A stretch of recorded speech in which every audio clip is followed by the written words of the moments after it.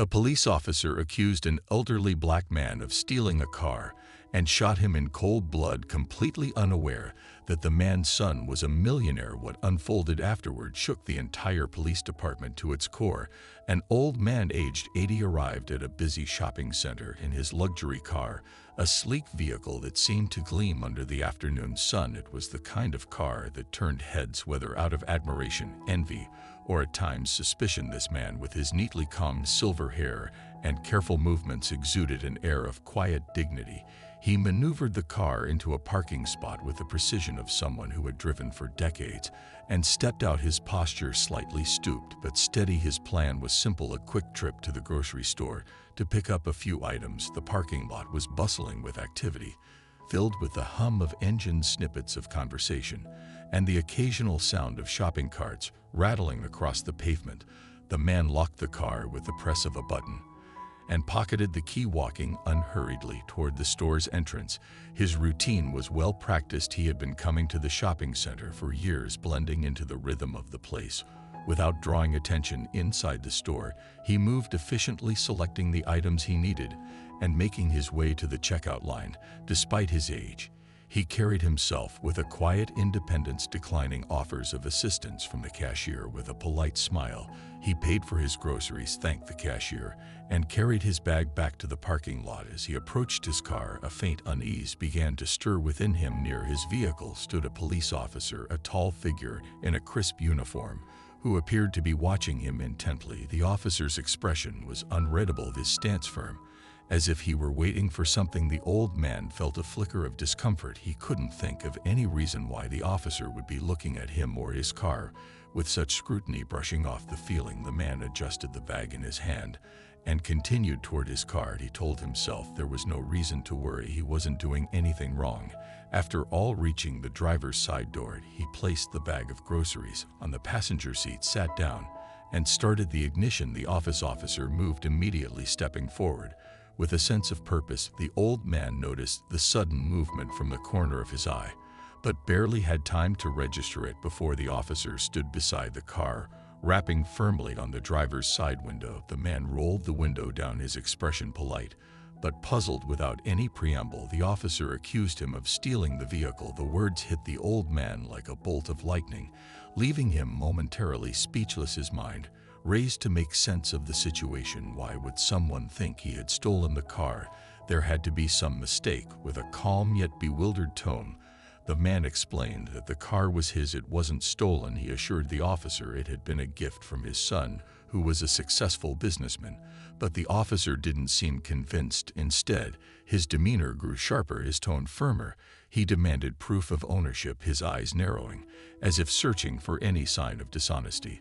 The old man reached into his pocket, hoping to find something that could help, but all he had were his keys and his wallet. He admitted he didn't have the car's registration documents with him. After all, he had only come to buy groceries.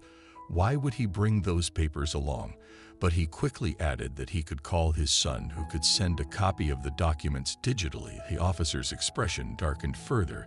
He dismissed the offer with a sharp gesture, implying that digital documents were too easy to forge. The old man felt his pulse quicken, a mix of frustration and incredulity rising within him. How could this officer leap to such conclusions? What reason did he have to distrust him so completely? As the officer's suspicion grew more evident, the situation began to escalate. His voice took on a commanding tone, and he declared that the old man was under arrest for stealing the car. The words struck the man like a physical blow. Arrested for what he hadn't done anything wrong. The shock and disbelief were written all over his face as he tried to process what was happening. He couldn't understand how things had spiraled so quickly. One moment, he had been going about his day, and the next he was being accused of a crime he hadn't committed. The old man tried to reason with the officer, his voice steady but tinged with desperation. He insisted that there must be some mistake, that the car truly belonged to him. But the officer's demeanor remained unyielding, his mind seemingly made up. For a moment, the old man sat frozen in his seat, unsure of how to proceed. He had always believed in the system, in the idea that justice would prevail and misunderstandings could be resolved with calm explanations. But now, faced with the officer's unrelenting suspicion, He began to feel the weight of his age and vulnerability pressing down on him. The officer, meanwhile, stood firm, his hand resting on his belt, as if prepared for any resistance. He repeated his demand, telling the old man to step out of the car. The man hesitated, the grocery bag still resting on the passenger seat beside him. His mind raced through the possibilities, but none of them made sense. Why would anyone accuse an 80-year-old man of stealing a car or trying to stay composed? The old man once again mentioned his son, explaining that he could provide proof of ownership, but the officer cut him off, reiterating his belief that digital documents were unreliable. The accusation hung in the air, heavy and inescapable, as the tension between the two men continued to build. The old man felt a flicker of indignation rising within him. He had lived a long life, working hard and raising a family, and now he was being treated like a criminal. The sense of injustice was almost overwhelming, but he knew he needed to stay calm. He didn't want to make the situation worse. Even as his frustration grew, the officer, however, seemed unmoved by the old man's attempts to explain himself. His stance remained rigid, his expression unyielding to him. It appeared that the situation was black and white. Either the man could produce proof of ownership, or he couldn't. And if he couldn't, the officer was prepared to act accordingly. The old man took a deep breath, trying to steady himself. He couldn't believe this was happening. All he had wanted was to buy some groceries to go about his day without incident. But now he found himself at the center of a confrontation he couldn't have anticipated. As he looked into the officer's eyes, he saw no hint of understanding or compassion, only a determination to carry out what he believed to be his duty. The old man sat in his car, his grip tightening on the steering wheel. As he looked at the officer standing outside his door, the officer's eyes held an unrelenting suspicion, his body language radiating authority. It was clear that no explanation would satisfy him, and the man could feel the weight of the situation bearing down on him. He tried once again to diffuse the tension, his voice steady despite the rising frustration. He repeated his assertion that the car was not stolen, explaining in detail that his son had gifted it to him.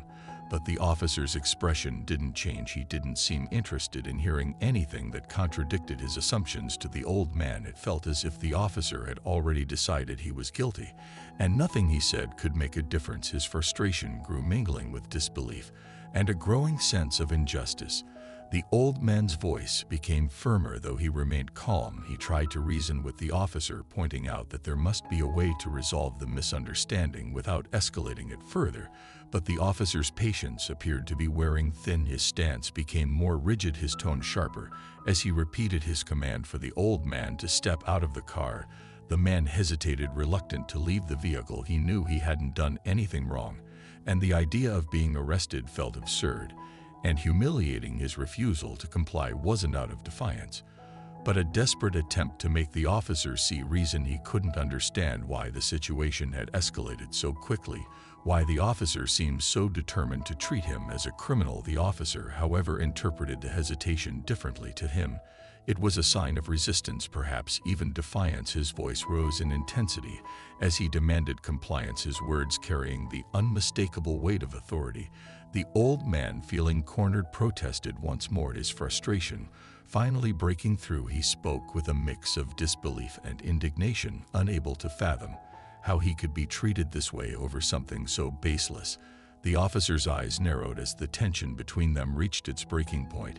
He took a step closer to the car, his hand instinctively resting on his holster. To him, the old man's refusal to comply was more than just frustrating. It was potentially dangerous.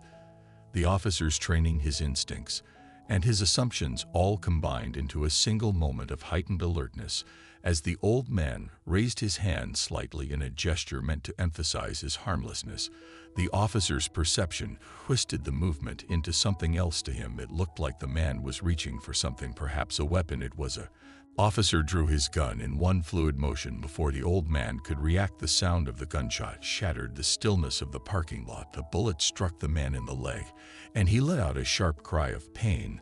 The man collapsed forward, his body racked with agony, As he clutched at his wounded leg, his voice trembling with both shock and pain, called out for help. The gross split-second judgment, a decision made under the pressure of tension and adrenaline. The rice he had carefully placed in the car fell to the floor, some spilling out of their bag in the chaos. His world, so orderly and routine just moments ago, had suddenly descended into chaos around them. Bystanders began to gather, drawn by the noise and the unfolding scene. Their faces showed a mix of shock, concern, and helplessness.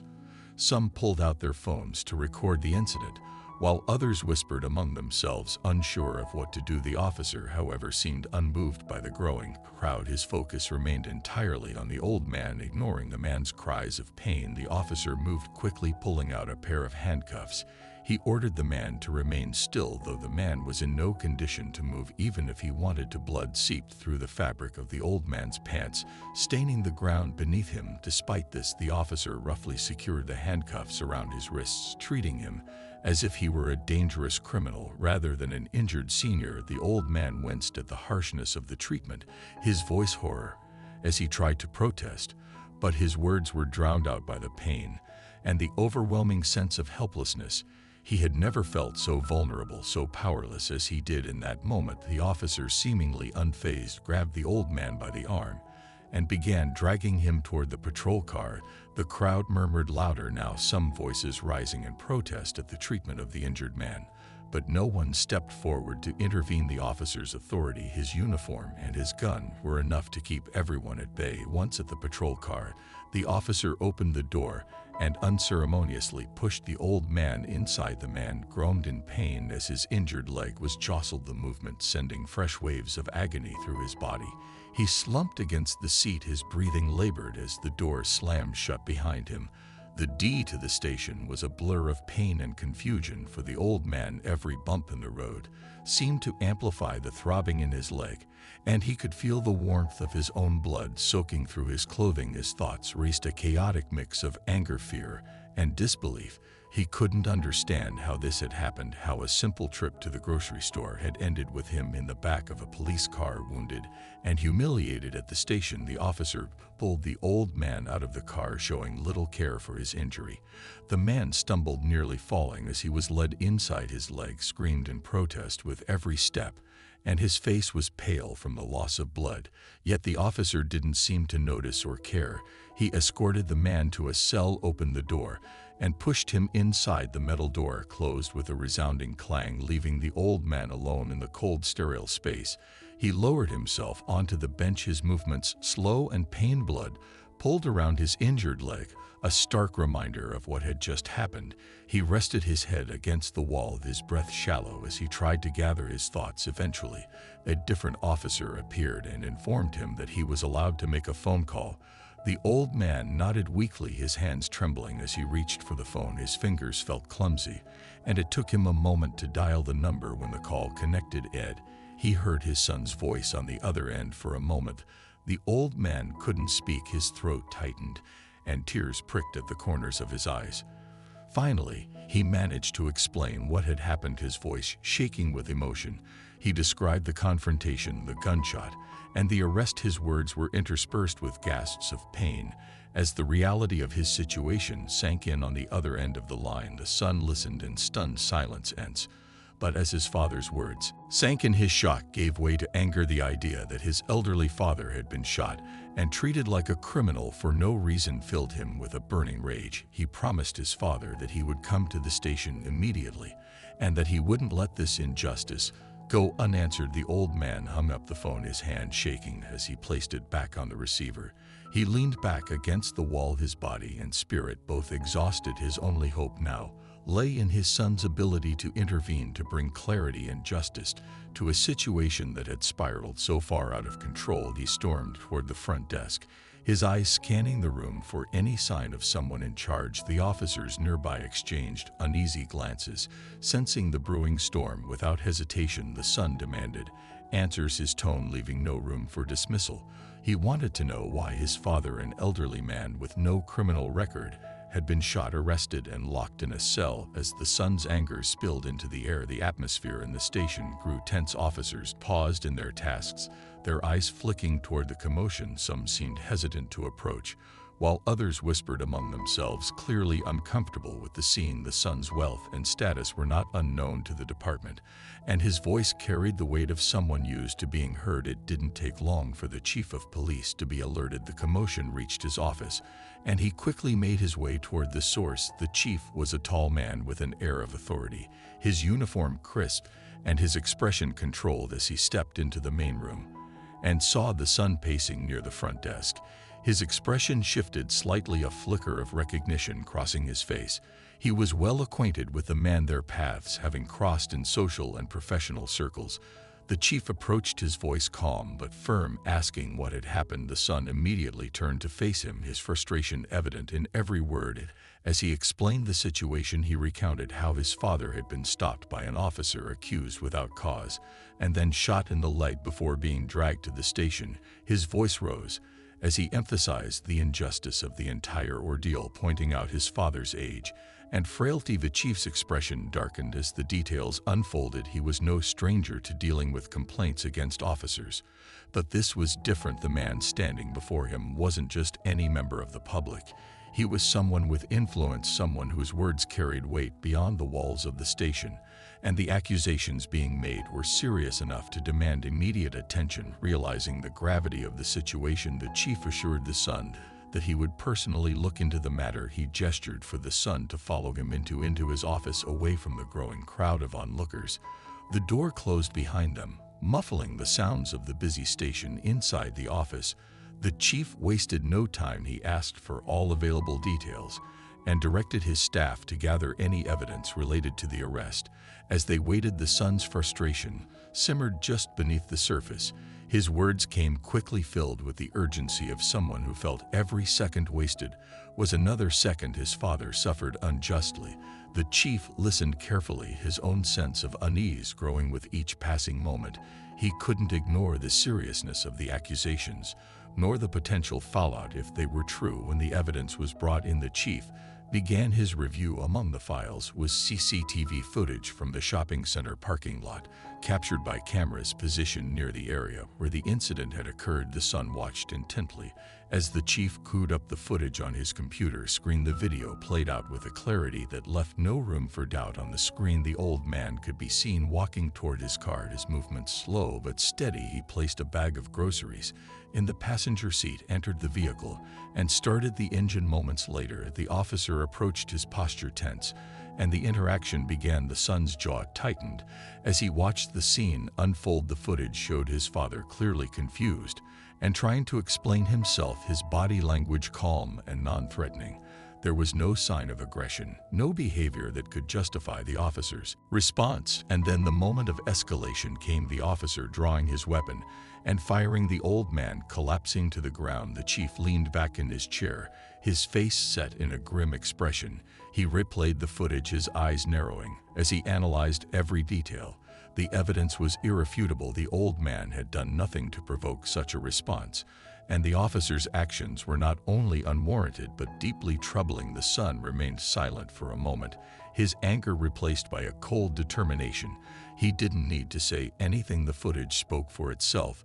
The chief glanced at him, nodding slightly as if to acknowledge that the evidence confirmed everything he had claimed. The chief immediately made his decision. He issued an order for the old man's release and instructed his staff to escort him from the cell. At the same time, he initiated an internal investigation into the officer's conduct, instructing his team to gather all relevant reports and witness statements. He made it clear that the matter would be handled swiftly and thoroughly. As the son left the office to check on his father, the chief remained seated, his mind racing. He knew the fallout from this incident could be significant, not just for the officer involved, but for the department as a whole. The evidence was damning, and the situation had already drawn enough attention to ensure it wouldn't be easily forgotten. When the son finally saw his father, his anger flared again at the sight of the elderly man limping, his leg bandaged, but still clearly causing him pain. But there was also relief that his father was finally out of the cell, finally free from the unjust treatment he had endured. The two embraced briefly before the son turned his attention back to the officers, his tone sharp as he demanded to know what steps would be taken next. The chief, stepping out of his office, assured the son that the investigation was already underway. He promised that the officer responsible would be held accountable for his actions and that the department would take every necessary step to ensure justice was served. The son nodded, his expression still hard, but tinged with a grudging acknowledgement. He wasn't fully satisfied. Nothing could erase what his father had gone through, but for now, he would let the process play out. He resolved to follow the investigation closely, making it clear that he wouldn't rest until the matter was resolved. As the chief returned to his office to begin the investigation, the son helped his father out of the station. The tension in the room lingered long after they left, a reminder to everyone present of the gravity of the situation and the consequences that would surely follow. The investigation into the incident unfolded over the course of several days, each moment laden with tension for those involved. The police department, under significant scrutiny, moved quickly to gather evidence, interview witnesses, and compile reports. The chief of police ensured that the process was thorough, knowing the gravity of the situation and the implications it carried for his department from the start. The evidence painted a damning picture of the officer's actions. The CCTV footage from the shopping center was reviewed repeatedly, its clarity and conclusiveness leaving no room for doubt. The video showed the old man moving calmly and deliberately as he placed his groceries in the car and prepared to leave. His demeanor was entirely unthreatening, and his confusion when approached by the officer was evident. The footage captured the escalation in excruciating detail, the officer's aggressive stance, his refusal to listen to the old man's explanations, and the moment he drew his weapon were all laid bare. Each frame of the video reinforced the old man's account of events, aligning perfectly with the statements he had given to the investigators. Witnesses who had been in the parking lot that day were also interviewed. Several bystanders corroborated the old man's story, describing how they had seen him go about his business without incident before being confronted by the officer. Their accounts further confirmed that the shooting had been entirely unproved, invoked an act of excessive force that could not be justified. The investigation uncovered more troubling details about the officer's behavior. Records reveal a history of complaints against him ranging from rudeness to overstepping his authority. While none of the previous incidents had escalated to the level of violence, they painted a picture of an officer who often acted impulsively and without proper restraint. As the findings of the investigation were compiled into a full report, it became clear that the officer had acted without justification. The car was legally owned by the old man's son, as verified by registration documents and ownership records. There had been no crime, no stolen vehicle, and no reason for the officer to act as he did. The case was brought before the court, where the evidence was presented in meticulous detail. The old man's injuries, the video footage, the witness statements, and the officer's disciplinary history all formed a compelling narrative of misconduct.